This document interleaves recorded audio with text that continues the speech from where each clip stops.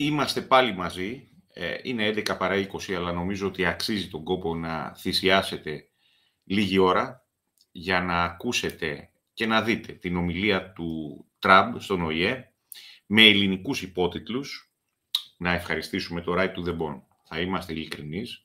Από εκεί έχουμε πάρει το βίντεο. Είναι καλά παιδιά. Κακά παιδιά δεν είναι. Έτσι. Βέβαια έχουν κάνει κάποιες λάθος επιλογές κατά τη γνώμη μου, αλλά είμαι σίγουρος ότι κάποια στιγμή θα καταλάβουν τι έχει συμβεί. Από εκεί λοιπόν το έχουμε πάρει, το έχουμε ενσωματώσει στο κανάλι μας, το σηκώνουμε αυτή τη στιγμή, θα το ακούσετε και ταυτοχρόνως θα με ανεχθείτε σε τυχόν σχολιασμούς οι οποίοι θα γίνουν. Το βίντεο αυτό, χωρίς την δική μου παρέμβαση, θα σηκωθεί εκ νέου, χωριστά, έτσι, ώστε να το δείτε σε δεύτερο χρόνο και να βγάλετε ακόμα καλύτερα συμπεράσματα. Ξεκινάμε, υπομονή, ενημερώστε με στο chat αν υπάρχει το οποιοδήποτε πρόβλημα κατά την ακρόαση, κοινοποιήστε, είναι πολύ σημαντικό να κοινοποιήσετε, κοινοποιήστε και αφήστε σχόλια για να ανέβει ο αλγόριθμος, κάντε like. Ξαναλέω, για τους φίλους μου οι οποίοι διαχειρίζονται το Twitter, θα προτιμούσα να μην μαλώνουν και έστω και αν θεωρούν ότι προσβάλλονται με ανθρώπους τους οποίους δεν γνωρίζουν και που εγώ δεν πιστεύω ότι είναι κακοί, αλλά εν πάση περιπτώσει οι ίδιοι πιστεύουν ότι είναι κακοί. Λοιπόν. Και ξεκινάμε.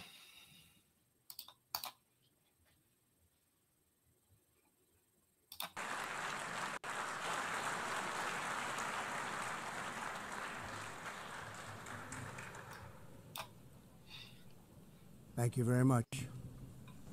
Very much appreciated.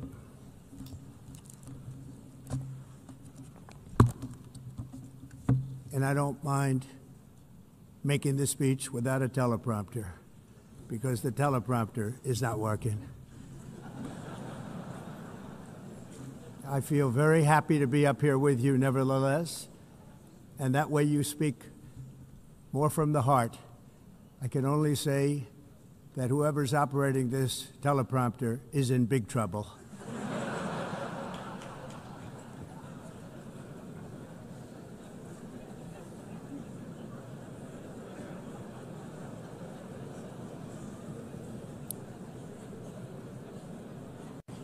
Hello, Madam First Lady.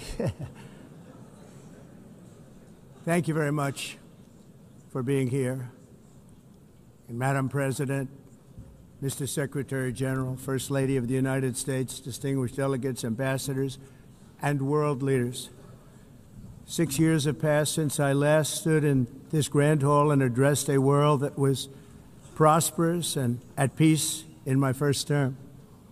Since that day, the guns of war have shattered the peace I forged on 2 continents. An era of calm and stability gave way to one of the great crises of our time. And here in the United States, 4 years of weakness, lawlessness, and radicalism under the last administration delivered our nation into a repeated set of disasters. 1 year ago, our country was in deep trouble, but today, just 8 months into my administration, we are the hottest country anywhere in the world, and there is no other country even close. America is blessed with the strongest economy, the strongest borders, the strongest military, the strongest friendships, and the strongest spirit of any nation on the face of the earth. This is indeed the golden age of America. Να πω ότι εδώ αυτό μου θυμίζει τον επιτάφιο του Περικλέους.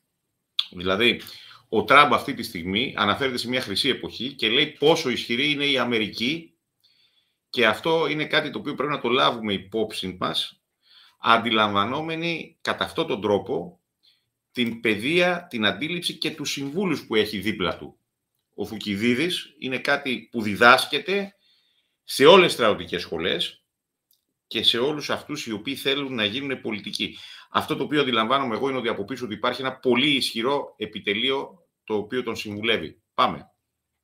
We are rapidly reversing the economic calamity we inherited from the previous administration, including ruinous price increases and record-setting inflation. Inflation like we've never had before. Under my leadership, energy costs are down, gasoline prices are down, grocery prices are down, mortgage rates are down, and inflation has been defeated.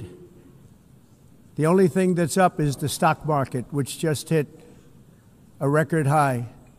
In fact, it hit a record high 48 times in the last short period of time. Growth is surging, manufacturing is booming. The stock market, as I said, is doing better than it's ever done. And all of you in this room benefit by that, almost everybody. And importantly, workers' wages are rising at the fastest pace in more than 60 years. And that's what it's all about, isn't it? In 4 years of President. Αναφέρεται σε αυτά τα οποία συμβαίνουν στην Αμερική. Έτσι. Δεν αυξάνονται εδώ πέρα οι μισθοί ραγδαίως. Ουσιαστικά εδώ πέρα ευλογεί τα γένια του και καλώς κάνει. Καλώς πράττει. And Biden, we had less than $1 trillion of new investment into the United States. In just 8 months since I took office, we have secured commitments and money already paid for $17 trillion. Think of it, 4 years, less than $1 trillion, 8 months, much more than $17 trillion is being invested in the United States, and it's now pouring in from all parts of the world. We've implemented the largest tax cuts in American history and the largest regulation cuts in American history, making this once and again the best country on earth to do business. And many of the people in this room are investing in America, and it's turned out to be an awfully good investment during this 8-month period. In my first term, I built the greatest economy in the history of the world. We had the best economy ever, history of the world. And I'm doing the same thing again, but this time it's actually much bigger and even better. The numbers far surpass my record-setting first term. On our southern border, we have successfully repelled a colossal invasion. And for the last 4 months, and that's 4 months in a row, the number of illegal aliens admitted and entering our country has been 0. Hard to believe, because if you look back just a year ago, it was millions and millions of people pouring in from all over the world, from prisons, from mental institutions, drug dealers. All over the world they came. They just poured into our country with the ridiculous open border policy of the Biden administration. Our message is very simple. If you come illegally into the United States, you're going to jail, or you're going back to where you came from, or perhaps even further than that. You know what that means. I want to thank the country of El Salvador for the successful and professional job they've done in receiving and jailing so many criminals that entered our. Ο Τραμπ έχει κάνει συμφωνία με το Ελ Σαλβαδόρ και όλοι αυτοί οι οποίοι μπαίνουν στην χώρα παρανόμως απελάβνονται στο Ελ Σαλβαδόρ. Όλο αυτό το οποίο βλέπουμε, καταλαβαίνουμε πού οδηγεί τον κύριο Μητσοτάκη, ο οποίος χαιρόταν να βλέπει την Ελλάδα να γίνεται πολυπολιτισμική, και να καταλάβουμε σιγά σιγά το παιχνίδι το οποίο παίξανε με τον Πλεύρη, τον εμφανίζανε ως ακραίο, συντηρητικό, ακροδεξιό κτλ. Για να ρίξουν στάχτη στα μάτια. Ενώ λένε στην Ελλάδα ότι έχουν σταματήσει την λαθρομετανάστευση και την εισβολή, στην πραγματικότητα την συνεχίζουν κρυφά κάτω από το χαλί. Και βέβαια την ενισχύουν με ηθικές παρεμβάσεις στον ψεύδο αθλητισμό του μπάσκετ. Βλέπουμε τι κάνανε, τι προπαγάνδα παίξανε. Όλοι αυτοί. Συνεχίζουμε. And it was under the previous administration that the number became record-setting, and they're all being taken out. We have no choice. And other countries have no choice, because other countries are in the exact same situation with immigration. It's destroying your country, and you have to do something about it. On the world stage, America is respected again like it has never been respected before. You think about 2 years ago, 3 years ago, 4 years ago, or 1 year ago, we were a laughingstock all over the world. At the NATO summit in June, virtually all NATO members formally committed to increase defense spending at my request from 2% to 5% of GDP, making our alliance far stronger and more powerful than it was ever before. In May, I traveled to the Middle East to visit my friends and rebuild our partnerships in the Gulf, and those valued relationships with Saudi Arabia, Qatar, and the UAE and other countries are now, I believe, closer than ever before. My administration has negotiated one historic trade deal after another, including with the United Kingdom, the European Union, Japan, South Korea, Vietnam, Indonesia, the Philippines, Malaysia, and many, many others. Likewise, in a period of just 7 months, I have ended 7 unendable wars. They said they were unendable. You're never going to get them solved. Some were going for 31 years, 2 of them, 31, think of it, 31 years. One was 36 years. One was 28 years. I ended 7 wars. And in all cases, they were raging with countless thousands of people being killed. This includes Cambodia and Thailand, Kosovo and Serbia, the Congo and Rwanda, a vicious, violent war that was, Pakistan and India, Israel and Iran, Egypt and Ethiopia, and Armenia and Azerbaijan. It included all of them. No president or prime minister, and for that matter, no other country has ever done anything close to that. And I did it in just 7 months. It's never happened before. There's never been anything like that. I'm very honored to have done it. It's too bad that I had to do these things instead of the United Nations doing them. And sadly, in all cases, the United Nations did not even try to help in any of them. I ended 7 wars, dealt with the leaders of each and every one of these countries, and never even received a phone call from the United Nations offering to help in finalizing the deal. All I got from the United Nations was an escalator that on the way up stopped right in the middle. If the First Lady wasn't in great shape, she would have fallen, but she's in great shape. Αναφέρεται σε ένα επεισόδιο, μπαίνοντας μέσα στο κτίριο του ΟΗΕ, χρησιμοποίησε τις κυλιόμενες σκάλες, οι οποίες σταματήσανε κατά τη μέση της ανόδου. Και τώρα εδώ πέρα τους ξεφτιλίζει στην πραγματικότητα ο Τραμπ. Ξεφτιλίζει τον ΟΗΕ. Τον ΟΗΕ, ο οποίος έχει αφήσει την Κύπρο επί 50 χρόνια. Βέβαια, έχει λυθεί το Κυπριακό, γι' αυτό έχουμε τη μεταπολίτευση. Συνεχίζουμε. We're both in good shape. We both stood. And then a teleprompter that didn't work. These are the 2 things I got from the United Nations, a bad escalator and a bad teleprompter. Thank you very much. Έχει μπει μέσα στο σπίτι τους και τους βαράει σφαλιάρες. Δηλαδή, ο τύπος δεν παίζεται, έτσι. Αυτό δεν το έχει κάνει κανένας.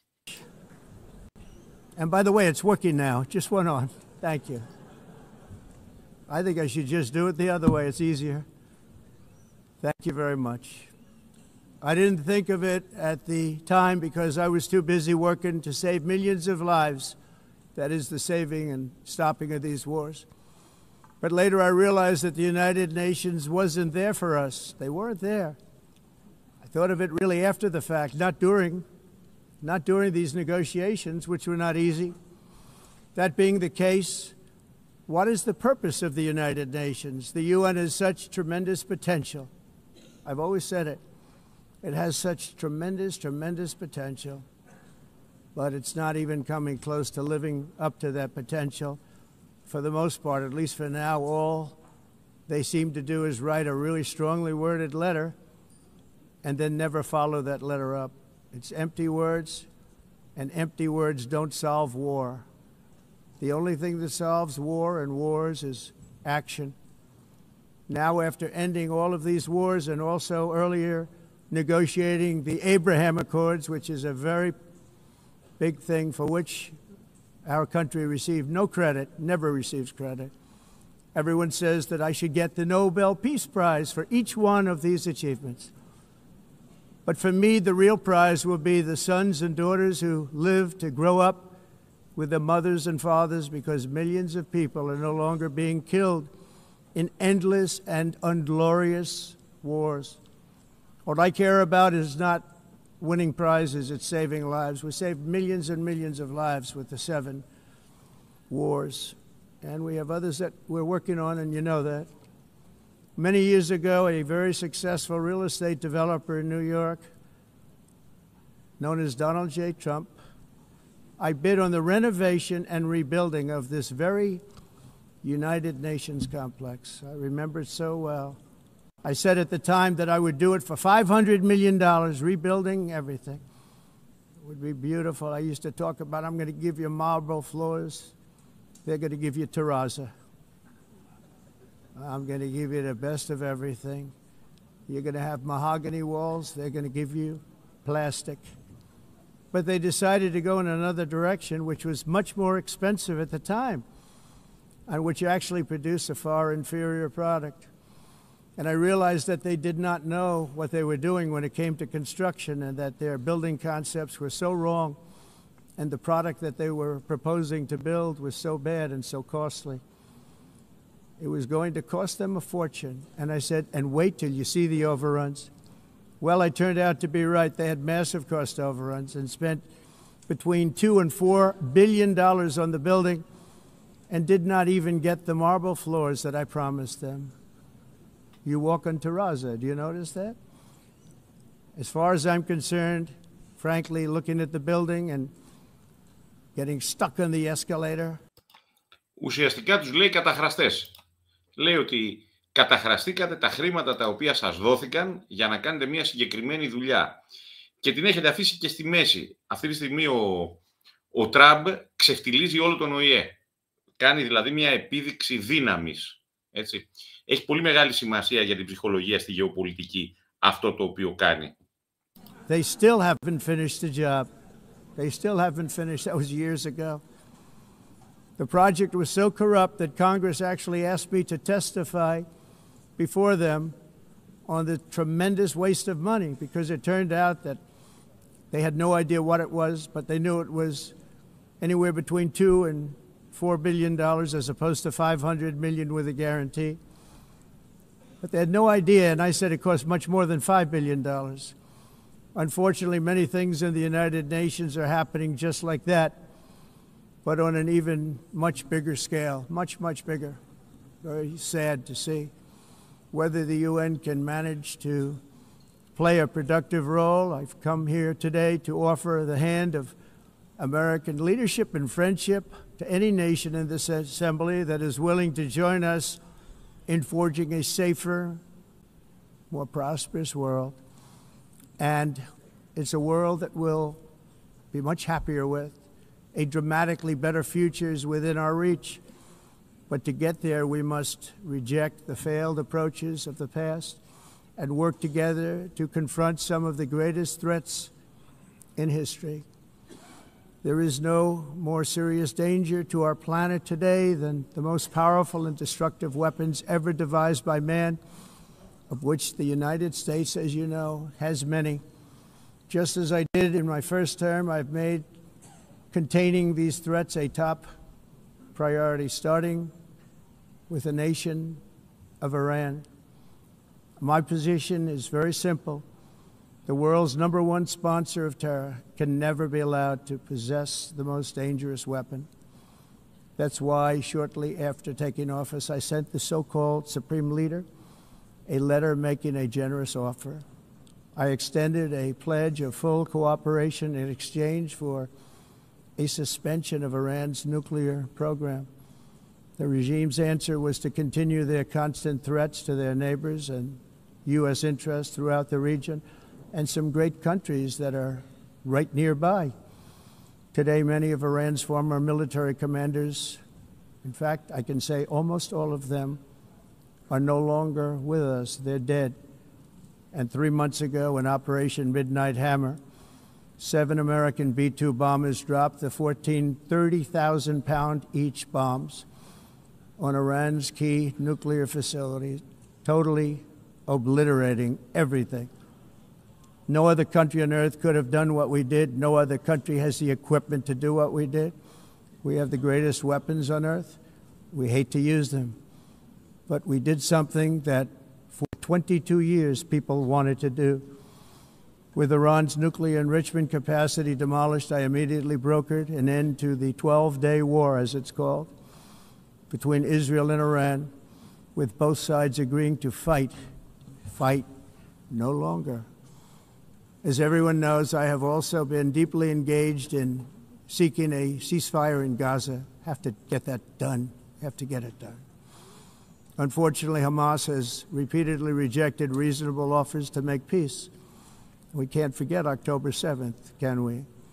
Now, as if to encourage continued conflict, some of this body is seeking to unilaterally recognize a Palestinian state. The rewards would be too great for Hamas terrorists for their atrocities. This would be a reward for these horrible atrocities, including October 7th, even while they refuse to release the hostages or accept a ceasefire. Instead of giving to Hamas and giving so much, because they've taken so much, they have taken so much. This could have been solved so long ago. But instead of giving in to Hamas's ransom demands, those who want peace should be united with one message: release the hostages now. Just release the hostages now. Thank you.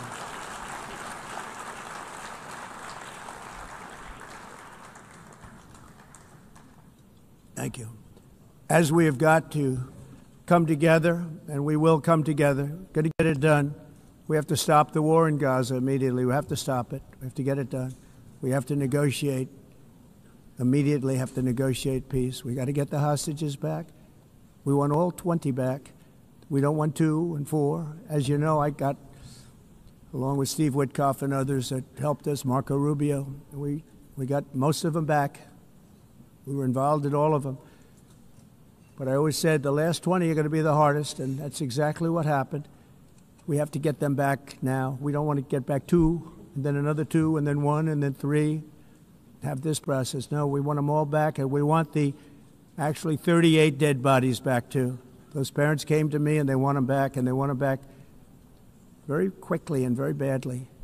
As though they were alive, they want them. They want them every bit as much as if their son or daughter were alive.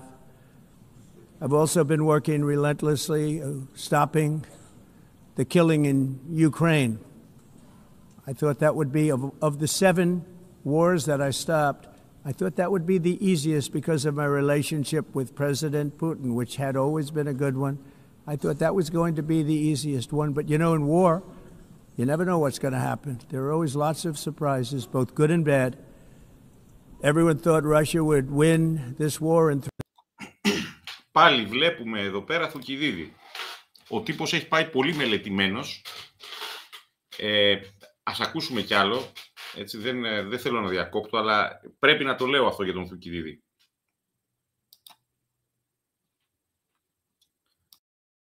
3 days, but it didn't work out that way.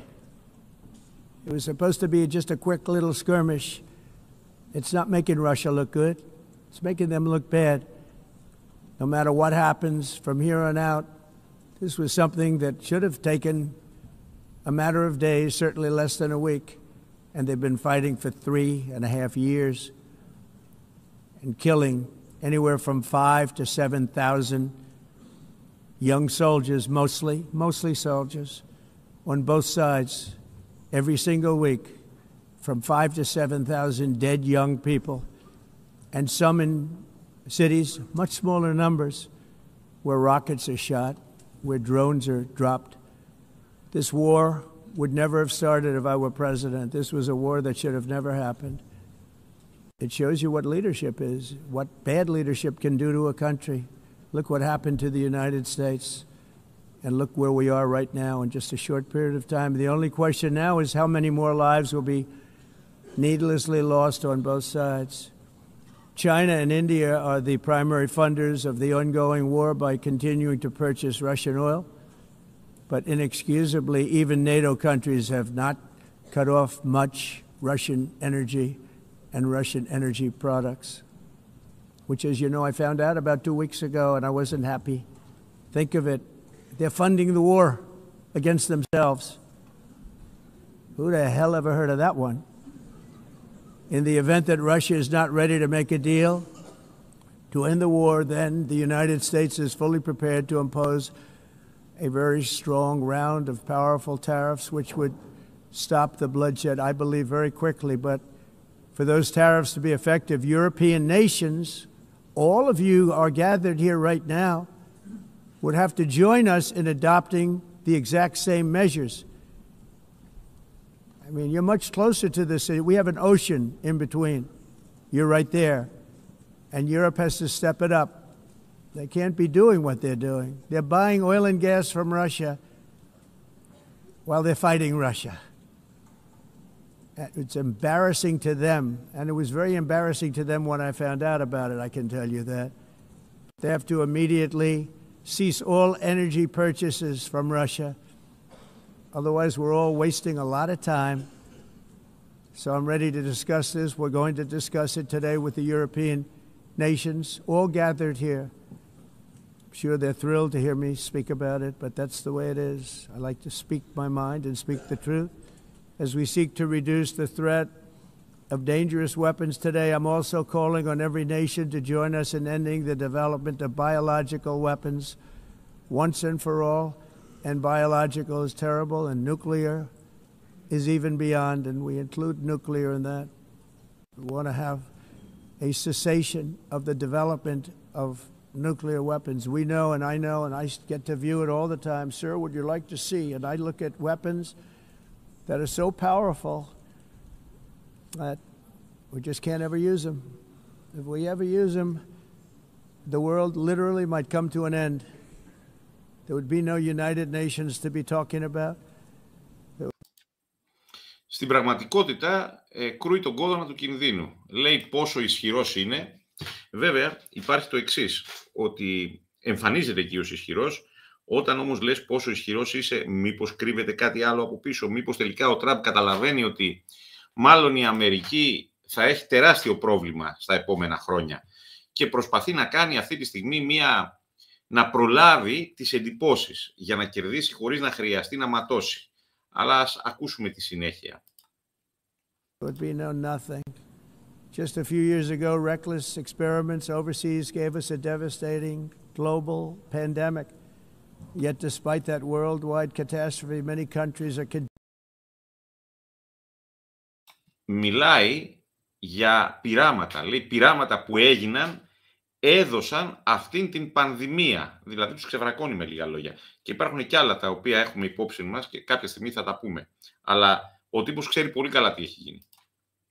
Continuing extremely risky research into bioweapons and man-made pathogens. This is unbelievably dangerous. To prevent potential disasters, I'm announcing today that my administration will lead an international effort to enforce Biological Weapons Convention, which is going to be meeting with the top leaders of the world by pioneering an AI verification system that everyone can trust. Hopefully the UN can play a constructive role, and it will also be one of the early projects under AI. Let's see how good it is, because a lot of people are saying it could be one of the great things ever, but it also can be dangerous, but it can be put to tremendous use and tremendous good, and this would be an example of that.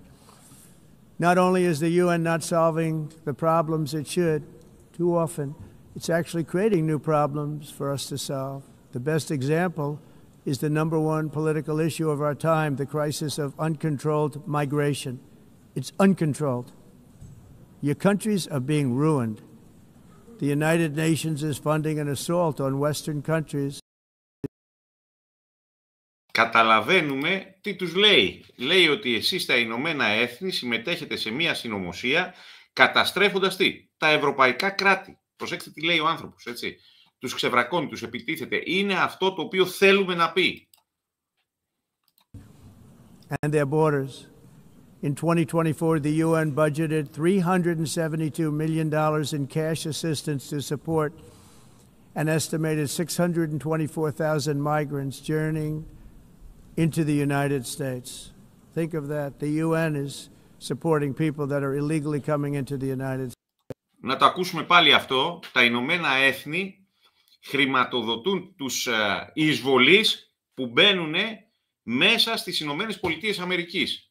Καταλαβαίνουμε γιατί έχει θυμώσει ο Τραμπ και τους τη λέει από την αρχή μέχρι το τέλος χωρίς να σταματάει λεπτό. Δεν άφησε τίποτα που να μην το σχολιάσει. Ούτε τις κυλιόμενες σκάλες που είχαν χαλάσει. Πάμε. And then we have to get them out. The UN also provided food, shelter, transportation, and debit cards to illegal aliens. Can you believe that? On the way to infiltrate our southern border.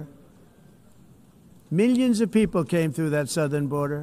Just a year ago, millions and millions of people were pouring in, 25 million altogether over the 4 years of the incompetent Biden administration. And now we have it stopped, totally stopped.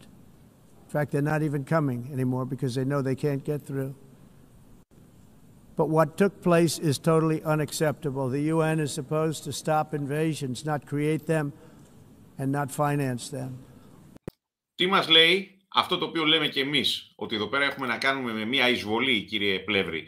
Δεν έχουμε να κάνουμε ούτε με μετανάστευση, ούτε με λαθρομετανάστευση, ούτε με πρόσφυγες, ούτε με τίποτα. Έχουμε εισβολή. Και το λέει ο Τραμπ αυτό στα Ηνωμένα Έθνη, έτσι. Στα συνωμοτικά Ηνωμένα Έθνη, που πηγαίνουν όλοι για διακοπούλες. Έτσι. Συνεχίζουμε.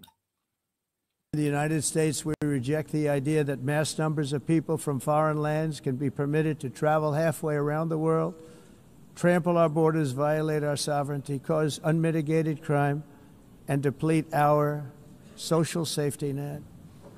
We have reasserted that America belongs to the American people, and I encourage all countries to take their own stand in defense of their citizens as well. You have to do that because I see it.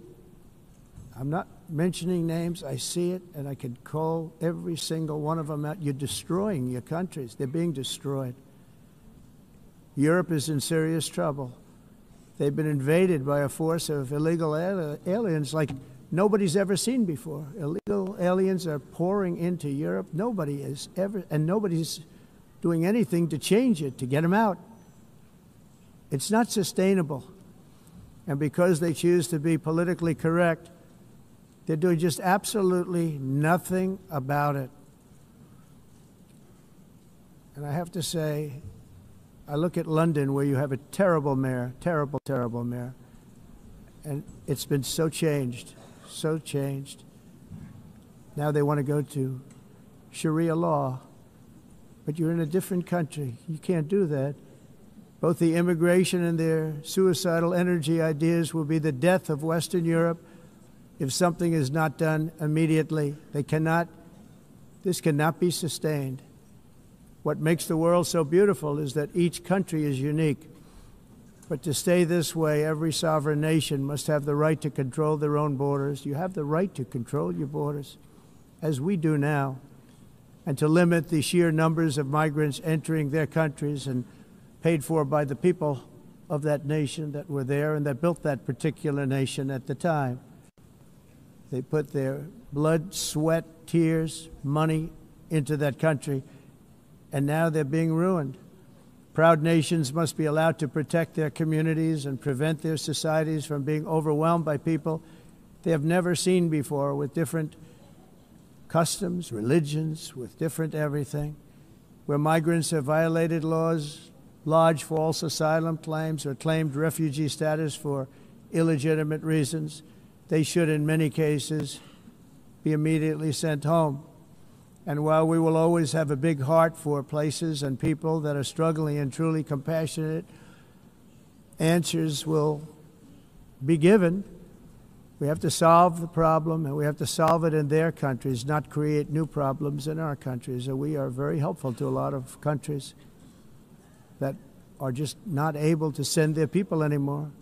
They used to send them to us in caravans of 25, 30,000 people each. These massive caravans of people pouring into our country, totally unchecked and unvetted. But not anymore. According to the Council of Europe in 2024, almost 50% of inmates in German prisons were foreign nationals or migrants. In Austria, the number was 53% of the people in prisons were from places that weren't from where they are now. In Greece, the number was 54%, and in... Έχουμε ρεκόρ. Τους ξεπεράσαμε όλους. Είμαστε μοναδικοί. Έχουμε το 54%. Αλλά δεν υπάρχει κανένα θέμα. Θα τους δώσουν ηθαγένεια. Πολλοί από αυτούς είναι και μπασκετμπολίστες και θα μειωθεί το ποσοστό. Είναι πάρα πολύ απλό. Αυτό θα κάνουν και μετά θα λένε ότι εμείς, αυτοί είναι Έλληνες. Είναι Ελληνές όλοι αυτοί. Έτσι, και θα έχουμε από κάτω τους εθνικιστές του μπάσκετ, έτσι, για να μιλήσουμε για ιδεολογίες, οι οποίοι θα λένε ο Κολοκοτρώνης ήτανε σαν τον Αντετοκούμπο.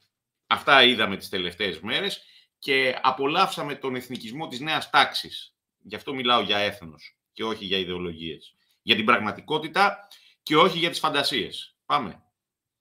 Switzerland, beautiful Switzerland. 72% of the people in prisons are from outside of Switzerland. When your prisons are filled with so-called asylum seekers who repaid kindness, and that's what they did. They repaid kindness with crime. It's time to end the failed experiment of open borders. You have to end it now. See, I can tell you. I'm really good at this stuff. Your countries are going to hell. In America, we urge all countries to take their own stand in defense of their citizens as well. You have to do that because I see it. I'm not mentioning names. I see it, and I can call every single one of them out. You're destroying your countries. They're being destroyed. Europe is in serious trouble. They've been invaded by a force of illegal aliens like nobody's ever seen before. Illegal aliens are pouring into Europe. Nobody is ever, and nobody's doing anything to change it, to get them out. It's not sustainable.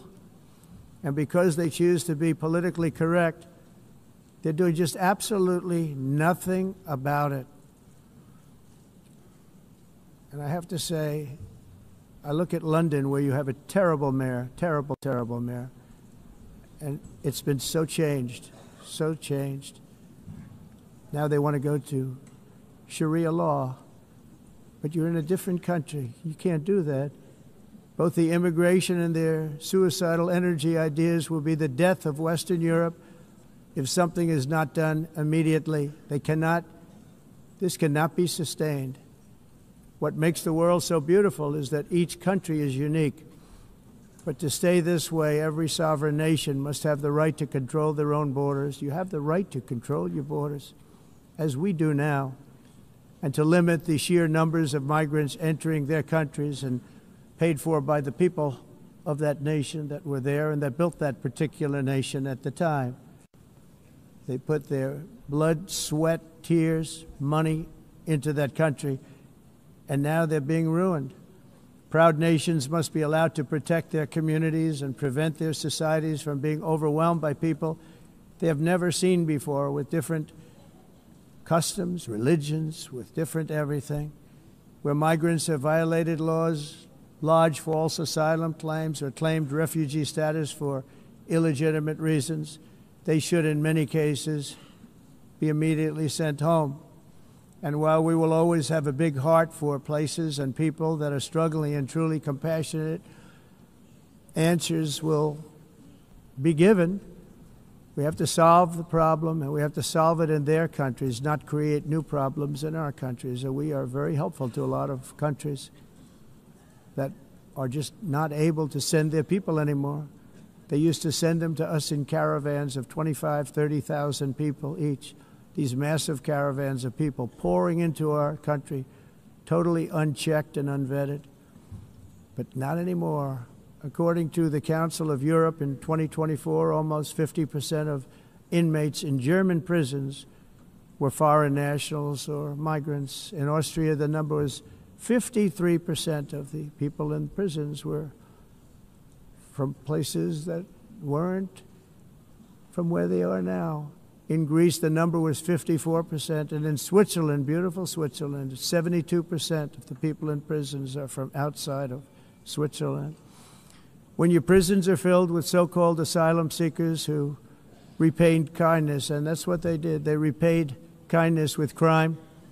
It's time to end the failed experiment of open borders. You have to end it now. See, I can tell you, I'm really good at this stuff. Your countries are going to hell. In America, we've taken bold action to swiftly shut down uncontrolled migration. Once we started detaining and deporting everyone who crossed the border and removing illegal aliens from the United States, they simply stopped coming. They're not coming anymore. We're getting a lot of credit, but they're not coming anymore. This was a humanitarian act for all involved because on the trips up, thousands of people a week were dying. Women were being raped. Nobody's ever seen anything like it. Raped, horribly beaten, raped. On the trip up, the journey up, it was a long walk. It was a long, arduous journey, indeed. And it was also a historic victory against human trafficking throughout the region. What we did was a victory, and we saved so many lives of people that wouldn't make the journey. That journey was loaded up with death. Loaded up with death. Dead bodies all along the roads of jungles to get up. They go through jungles, they go through areas so hot you couldn't breathe. They were dying of suffocation, areas so hot that you couldn't breathe. Dead bodies all over. By them not coming, we're saving tremendous numbers of lives. My people have done a fantastic job in doing what they did, and the American public agrees with it. I mean, I was very proud to see this morning I have the highest poll numbers I've ever had. Part of it is because of what we've done on the border. I guess the other part is what we've done on the economy. Joe Biden's policies empowered murderous gangs, human smugglers, child traffickers, drug cartels, and prisoners from all over the world. The previous administration also lost nearly 300,000 children. Think of that. They lost more than 300,000 children, little children, who were trafficked into the United States on the Biden watch, many of whom have been raped, exploited, and abused, and sold. Sold. Nobody talks about that. The fake news doesn't write about it. With many others, young children who are missing or dead. And we found a lot of these children, and we're sending them back, and we've been sending them back to their parents. They said, nobody knows who they are. They said, where do you come from? And they'll give us a country, and we'll find out, and we'll figure it out, and we'll bring them back to their homes. And the mother and father rush to the door, and their tears in their eyes. They can't believe that they're seeing their son or daughter, their little son or daughter again. We've done almost 30,000 of them so far. Any system that results in the mass trafficking of children is inherently evil. Yet that is exactly what the globalist migration agenda has done, and it's what it's all about. In America, those days, as you know, are over. The Trump administration is working, and we are continuing to work to track down the villains that are causing this problem, and also, as I said, to get back the 30,000 we've already returned. Now I think we're going to have another. We're going to find a lot. You're not going to find all of them. 300, more than 300,000. They're lost or they're dead. They're lost or they're dead because of the animals that did this.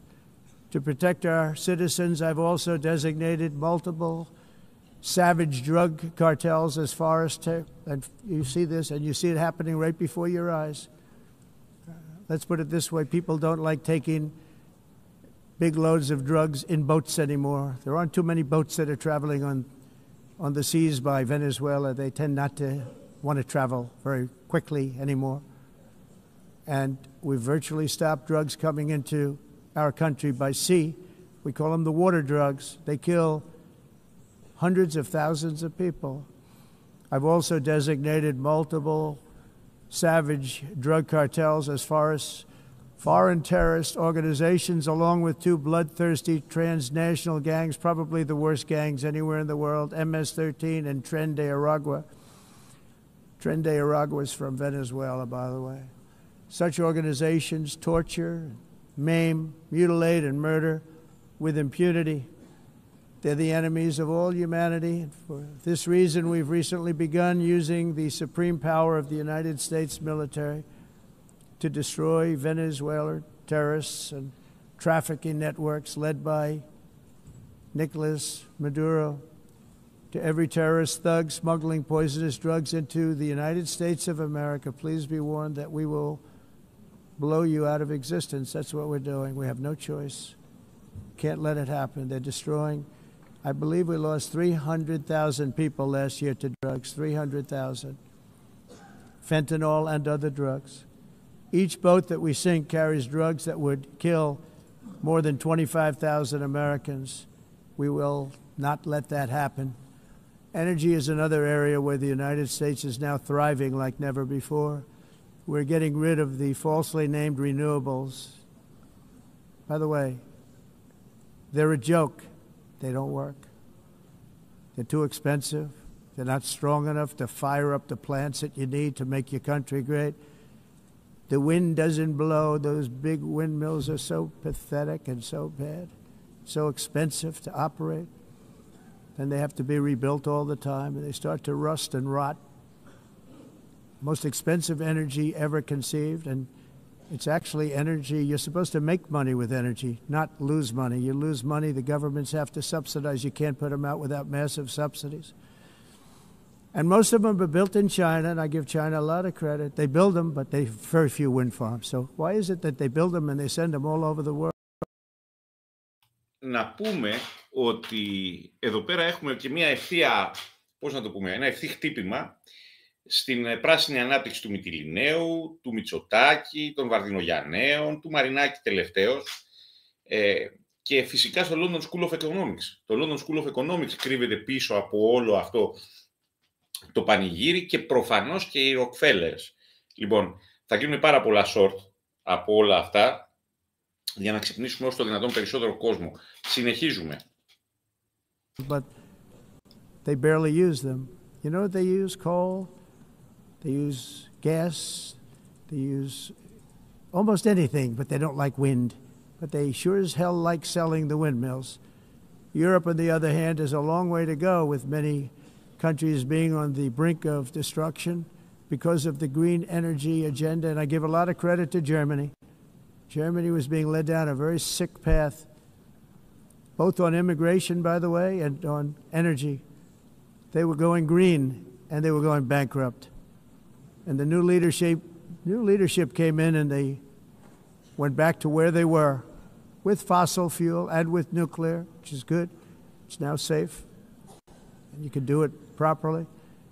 But they went back to where they were, and they opened up a lot of different plants, energy-producing plants, and they're doing well. I give Germany a lot of credit for that.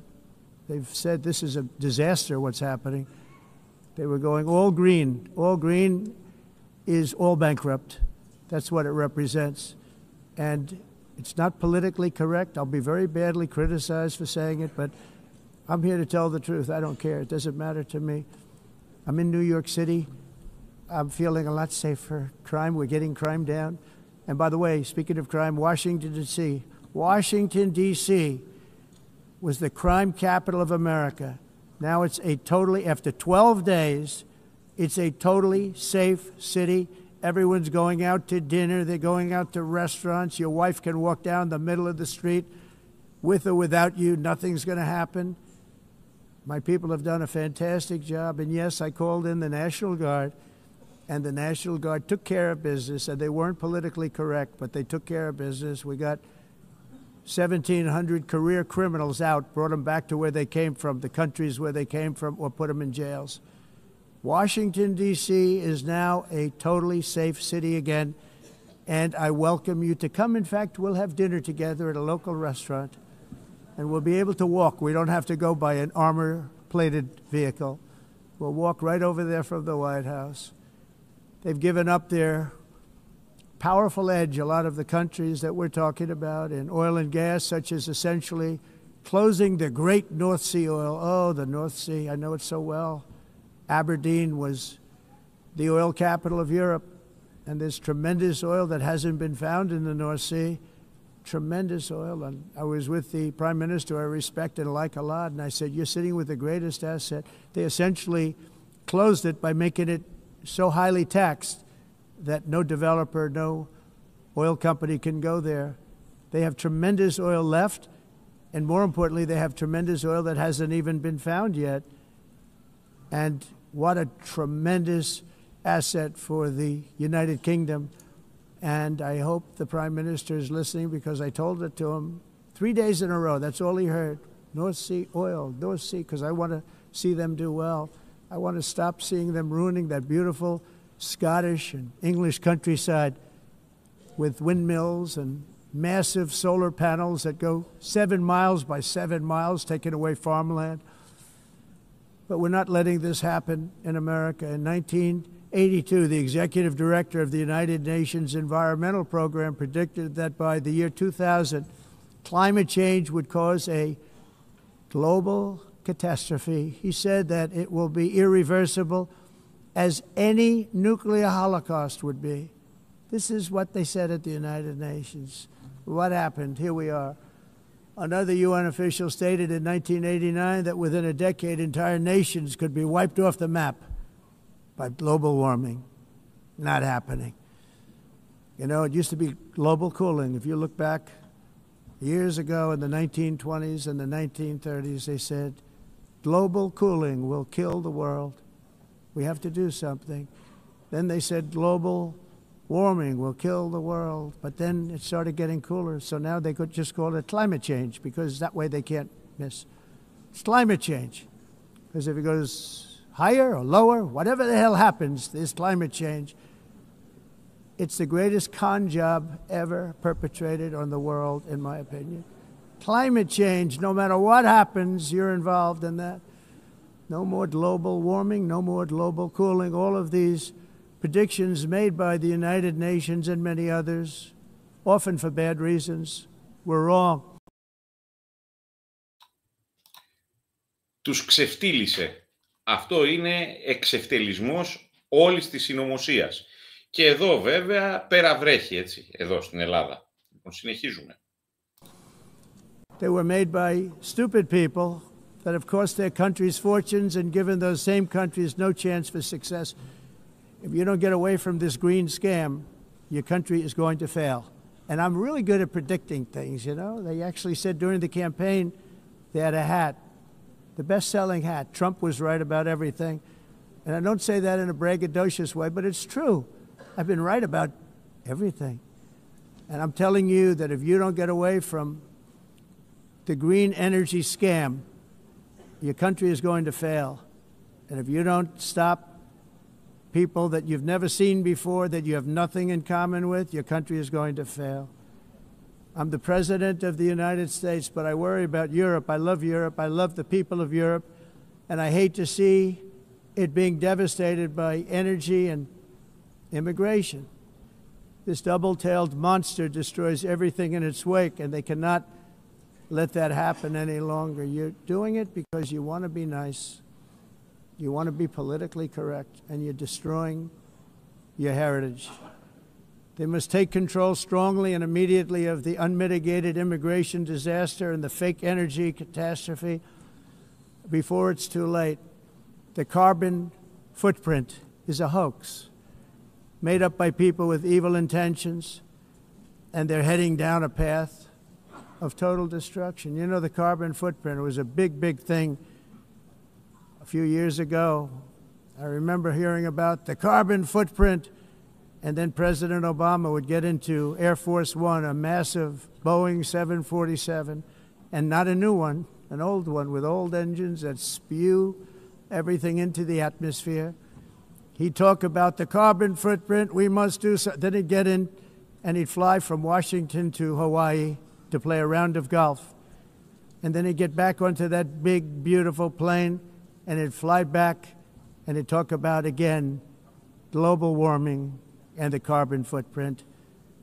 It's a con job. At extreme cost and expense, Europe reduced its own carbon footprint by 37%. Think of that.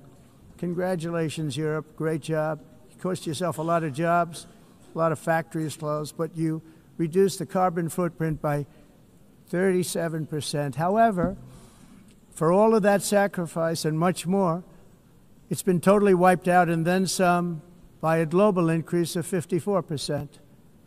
Much of it coming from China and other countries that are thriving around China, which now produces more CO2 than all the other developed nations in the world.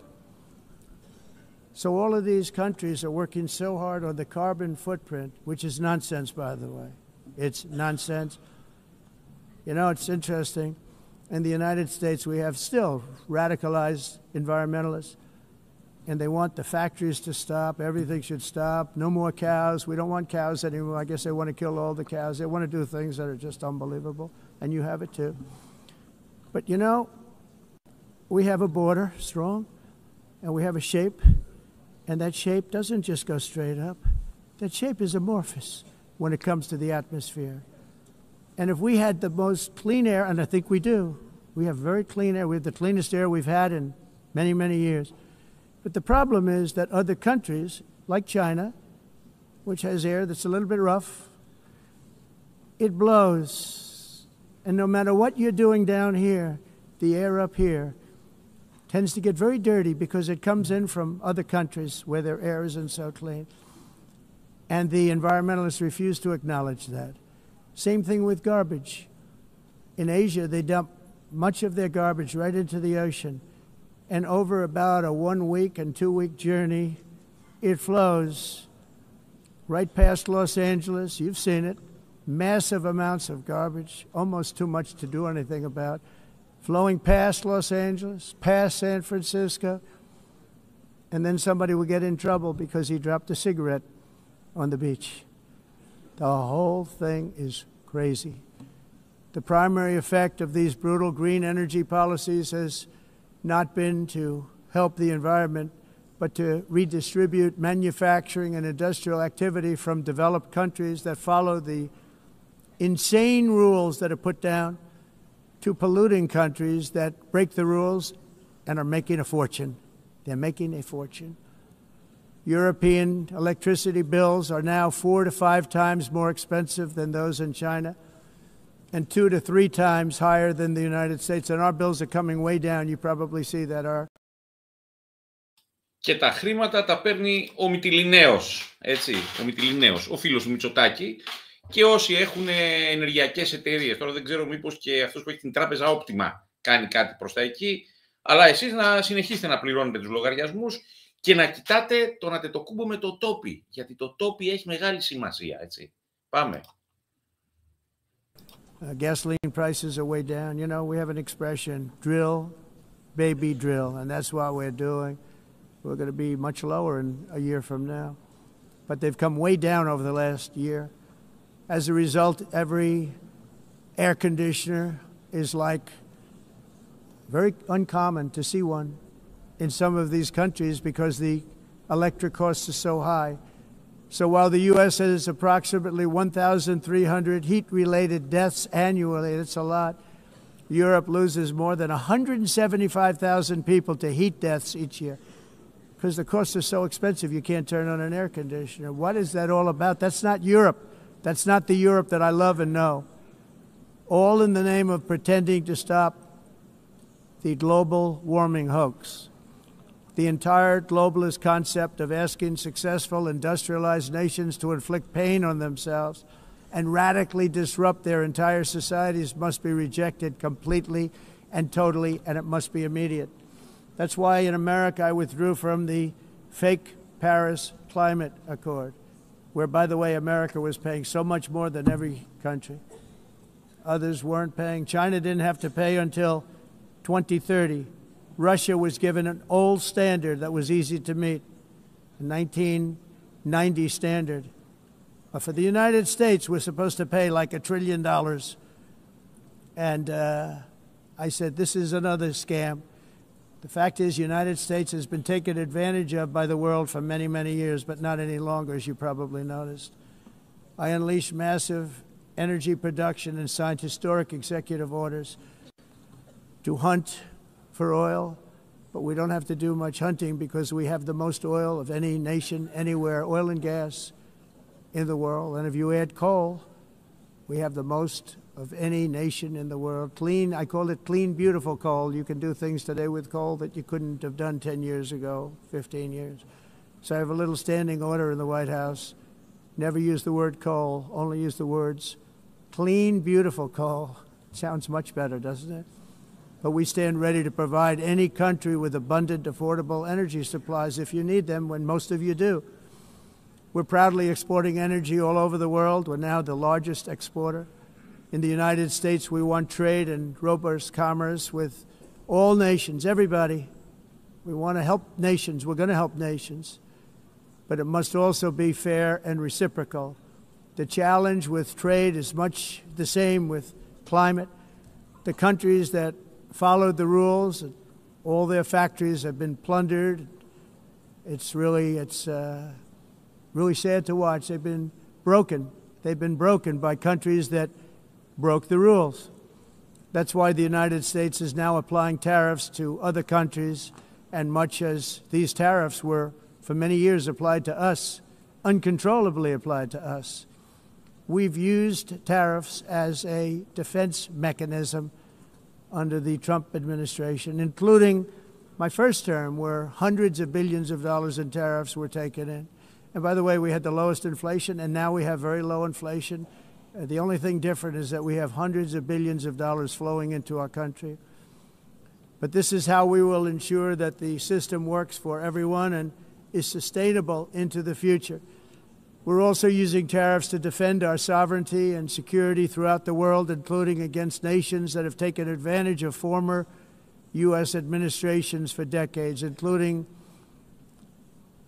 the most corrupt, incompetent administration in history, the sleepy Joe Biden administration.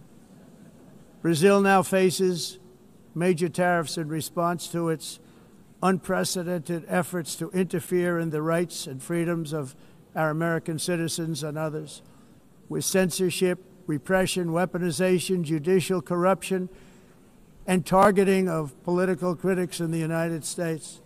I have a little problem saying this because I must tell you, I was walking in and the leader of Brazil was walking out.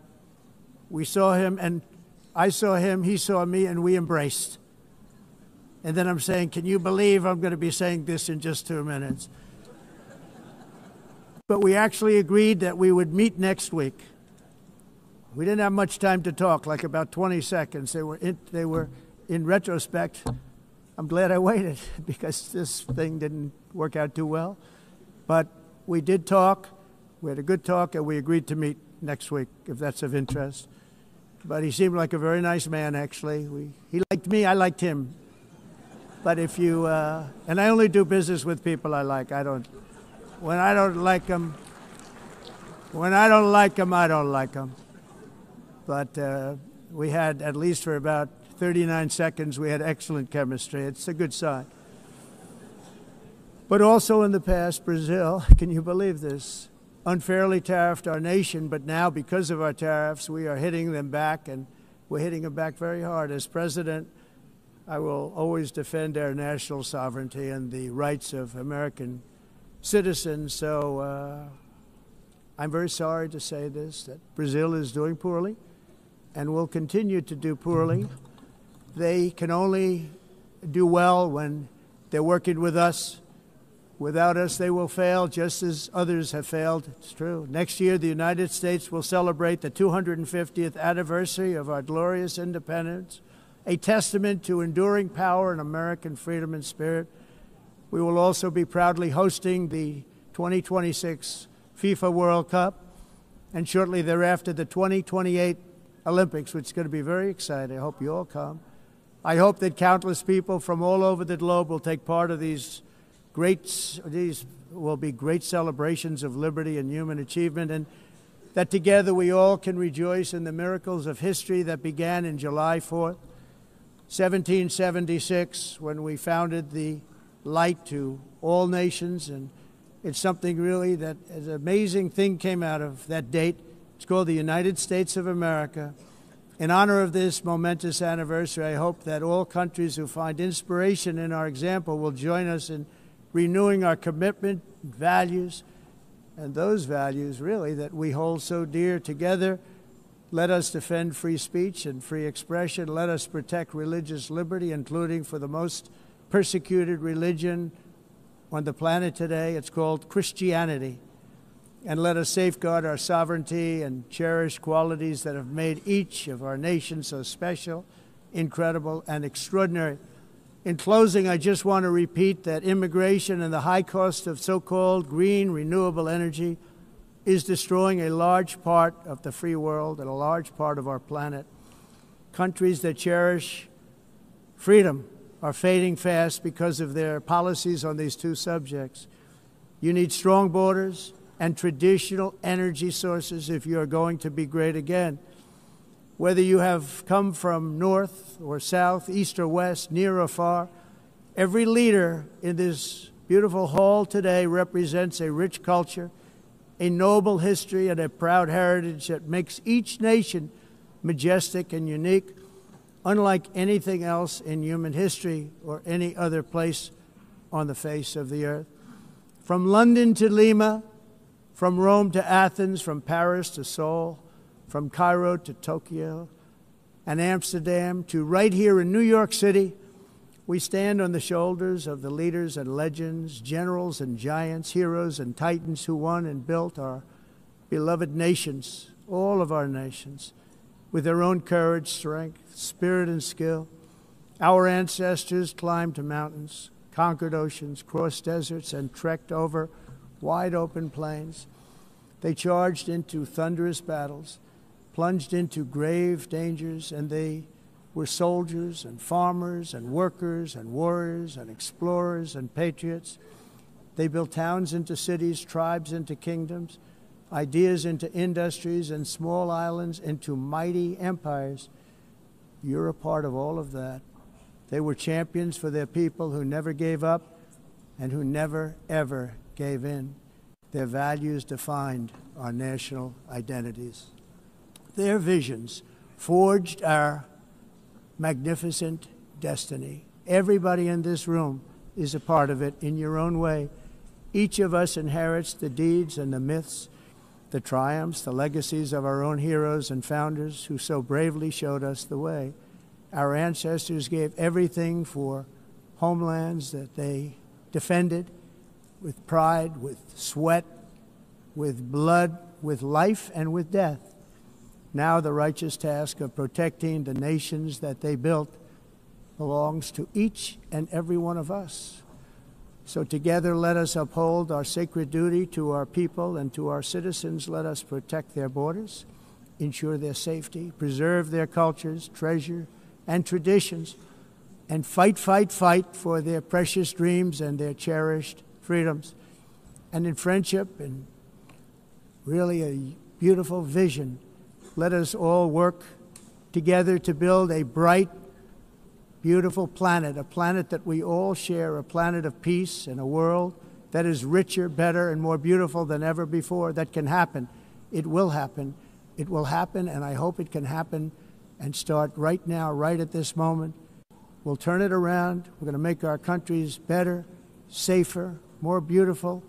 We're going to take care of our people. Thank you very much. It's been an honor. God bless the nations of the world. Thank you very much. Bye.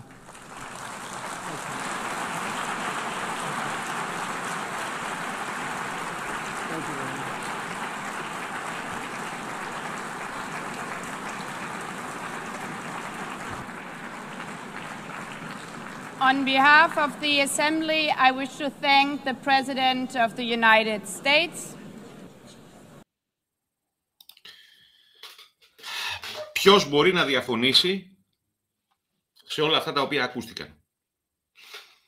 Μπορεί να έχουμε τις αντιρρήσεις μας, επειδή ο Τραμπ πήγε στο τείχος των δακρύων, επειδή αγκαλιάστηκε με τον Ερντογάν, επειδή. Όμως θα μείνω ως τελευταίο σχολιασμό, κάνοντας έναν τελευταίο σχολιασμό και κάνοντας και μία αναφορά σε ένα σχόλιο που μόλις τώρα είδα. Ο Κοστ λέει ότι ο Τραμπ κάνει δουλειές με ανθρώπους που του αρέσουν. Αν δεν φύγει ο Κούλης, ούτε δολάριο δεν θα έρθει. Έτσι, αυτό είναι το ένα, το οποίο πρέπει να το καταλάβουμε. Το δεύτερο όμως, το οποίο είναι πολύ σημαντικό και προκύπτει από την ομιλία, είναι το εξής. Έκλεισε, στα τελευταία λεπτά μίλησε για την ψεύτικη πράσινη ανάπτυξη. Ένα. Για την εισβολή την οποία δεχόμαστε. 2. Για τον χριστιανισμό, ο οποίος είναι ο πιο διωκόμενος, η πιο διωκόμενη θρησκεία στον πλανήτη. 3. Και για την ομορφιά των εθνών, για την ωραιότητα των εθνών. Είμαστε το έθνος και οφείλουμε να διασφαλίσουμε τις αξίες μας όπως αυτές και το αίμα μας, όπως αυτό μας δόθηκε από τους πατέρες μας και από τους παππούδες μας. Και μέσα στα έθνη οφείλουμε να πατάξουμε όλους αυτούς που αποτελούν προϊόν μιας κακής φυσικής επιλογής, που έχουν συνείδηση μόνο του εγώ τους, επικαλούμενοι ακόμα και την ιδέα του έθνους για να την εξευτελίσουν. Είτε είναι δεξιοί, είτε είναι αριστεροί. Ο Τραμπ ήταν συγκλονιστικός. Εγώ έκανα ελάχιστες παρεμβάσεις για να πω 2-3 πράγματα και το έχω μετανιώσει γιατί στη συνέχεια έβλεπα ότι τα έλεγε ο ίδιος. Θα γίνουν πολλά σόρτα από αυτό για να το κάνουμε ακόμα πιο εύπεπτο προς τον κόσμο. Καλή συνέχεια για όλους. Εγώ ένιωσα πολύ καλά που το άκουσα. Πάρα πολύ καλά. Θεωρώ ότι ίσως είναι μία από τις τελευταίες ευκαιρίες που έχει η ανθρωπότητα απέναντι σε μονομανίες και σε ιδεολογίες και σε θρησκείες, οι οποίες χαρακτηρίζουν στην πραγματικότητα αιμονικούς. Με το χέρι στην καρδιά την πίστη στον Χριστό, ατενίζοντας την ουράνιο Ελλάδα, ζήτω η αιωνία Ελλάς.